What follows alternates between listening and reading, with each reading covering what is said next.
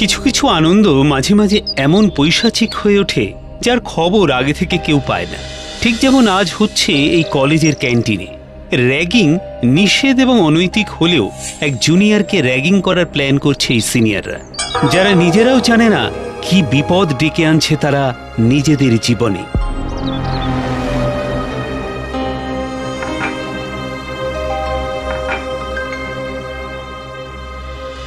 দেখ ভাই, এইটুকু মজা না হলে আর কিসের কলেজ লাইফ বল? নতুনদের একটু র্যাগিং না করলে জমে। কিন্তু র্যাগিং করা কি ঠিক? হ্যাঁ, আরে বাবা, মারপিট করছি নাকি? জাস্ট একটু মজা। কলেজের সামনের মর্গে পাঠিয়ে একটু ভূতের ভয় দেখাবো, ব্যাস। এ অর্ক বলে ফার্স্ট ইয়ারের ছেলেটার নাকি খুব সাহস, ওটাকেই ফাঁদে ফেলতে হবে। এই না না, কি বলছিস কি তোরা? মর্গে? না না, আমি শুনেছি ওখানে ভূত আছে। আরে ধুর, ভূত ভূত বলে কিচ্ছু নেই, ছাড় তো। আর অন্যকে ভয় পেতে দেখার মজাটাই আলাদা। তবে তবে যা করতে হবে তা কিন্তু আজ রাতেই।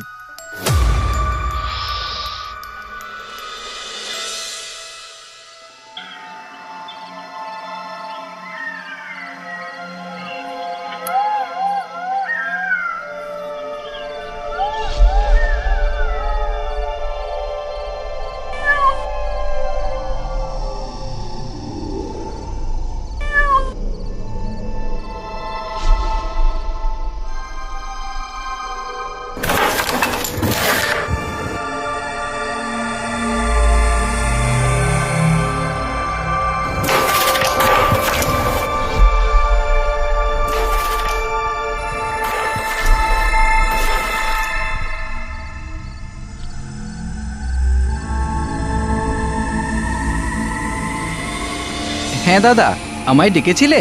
কিরে অর্ক, কি খবর? কেমন লাগছে কলেজ? এখানকার ভূতগুলো তোর কেমন লাগছে? ভূত? ভূত কোথায় দাদা? আমি তো দেখতে পাচ্ছি না। সে কি রে অর্ক, জানিস না এই হোস্টেলে গভীর রাতে একটা বুড়ো ভূত ঘোরে? যদি একলা পায় না, ঘাড় মটকে দেবে, রক্ত চুষে খেয়ে নেবে তোর। হ্যাঁ, ভূত আবার হয় নাকি? ছোটবেলায় ঠাকুমা বলতো ভূতের গল্প শুনলে নাকি ঘুম ভালো হয়। আমার ওই ভালো ঘুমের জন্য শুধু ভূত দরকার। কি বলছিস, ভূত হয় না? আচ্ছা চল দেখি তোর কত সাহস। শোন, একটা বাজি ধরি, যদি তুই আজ রাতে একা কলেজের সামনের ওই মর্গটা আছে ওখানে লাশগুলোর মুখে জল দিয়ে আসতে পারিস, তাহলে তোর এখানকার সমস্ত খরচ আমাদের। মর্গে একা? না না, কোনো সমস্যা নেই দাদা, আমি রাজি।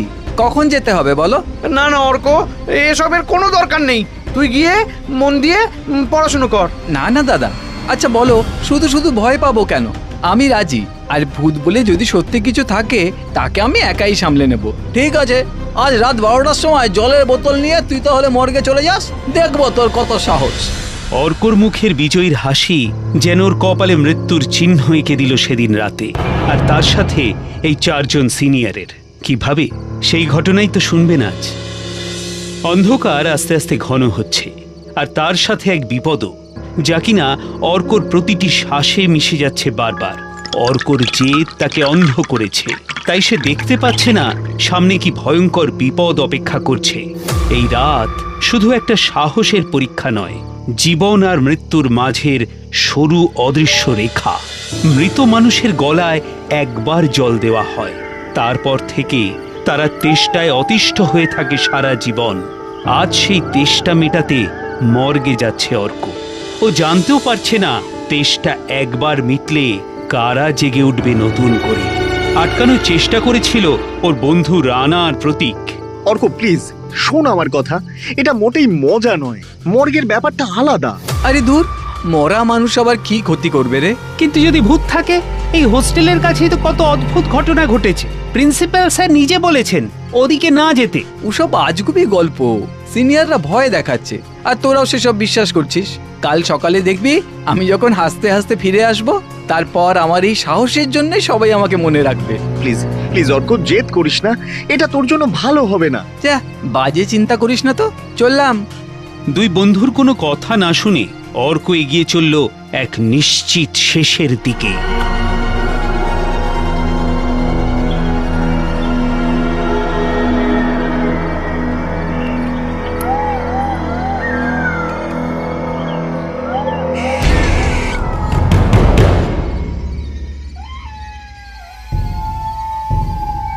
রাত 1টা নাগাদ অর্ক ধীরে ধীরে এসে পৌঁছয় মর্গের সামনে। দূর থেকে দেখে বাড়িটা। এক মুহূর্তের জন্য ওর মনে হয়েছিল ফিরে গেলেও হয়, কিন্তু আবার মনে হয় একবার ফিরে গেলে লজ্জায় আর মুখ দেখাতে পারবে না কাউকে। একটু জল হবে তোমার কাছে? না না, জল টল হবে না, যেটুকু আছে আমার লাগবে। আপনাকে দিয়ে দিলে কি করে হবে? একটু জল দিতে পারবে না? কিন্তু আপনি কে? মানে আপনি এখানে কি করছেন? আমি এখানেই থাকি, কিন্তু তুমি এত রাতে এখানে কি করতে এসেছো? আমি অর্ক, এখানে একটা কাজে এসেছি। যেখানে সব শেষ সেখানে কারোর কোনো কাজ থাকে না। এটা ভালো জায়গা না, তুমি ফিরে যাও। না না, আমি সিনিয়রদের সঙ্গে বাজি ধরেছি, আজ রাতটা আমি এখানেই কাটাবো। আপনি কি সিকিউরিটি নাকি? আমি যেই হই, তোমার এখানে থাকাটা ঠিক হবে না। এখানে যারা আসে তারা আর ফেরে না। ও বাবা, আপনি ওইসব আজগুবি গল্প বিশ্বাস করেন? ভূত বলে কিচ্ছু হয় না, আমি যাচ্ছি।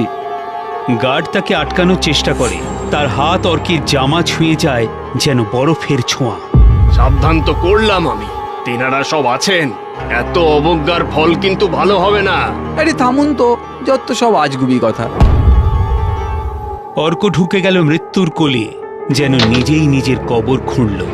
সেই বৃদ্ধের প্রতিটি কথা, প্রতিটি শ্বাস ছিল এক সাবধান বাণী, যা অর্ক তার জেদের কারণে পাত্তা দিল না। কিন্তু সে জানত না, যে জলটুকু সে দিতে রাজি হলো না, সেই জলের পিপাসায় জ্বলছে সেই বৃদ্ধের অতৃপ্ত আত্মা, যার বহু বছরের তেষ্টা। মর্গের ঠান্ডা নীরবতা অর্কের চারপাশে এক অদৃশ্য জাল বুনছে। প্রতিটি সাদা কাপড়ের নিচে যেন লুকিয়ে আছে এক নিথর আতঙ্ক, এক ঘুমন্ত বিভীষিকা। এখানে প্রাণের কোনো চিহ্ন নেই, শুধু মৃত্যুর ঠান্ডা ছায়া।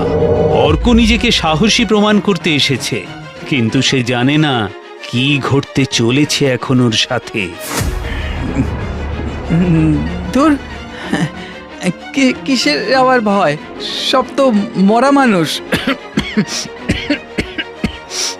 শুধু শুধু গন্ধটা একটু বাজে।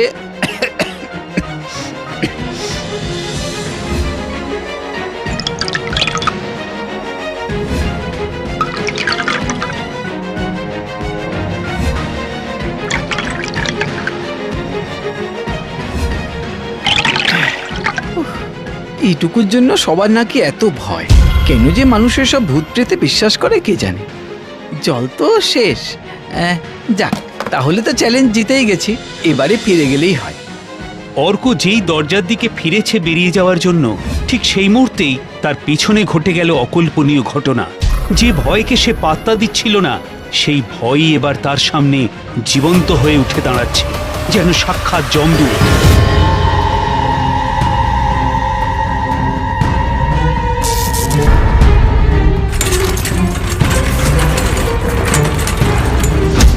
ঠোঁট দুটো নীলচে, আর সেই মুখ দিয়ে ভেসে এলো সেই চেনা কণ্ঠস্বর, যে বৃদ্ধ সিকিউরিটি গার্ড তাকে বারবার মর্গে ঢুকতে বারণ করেছিল। আমায় জল দেবে না।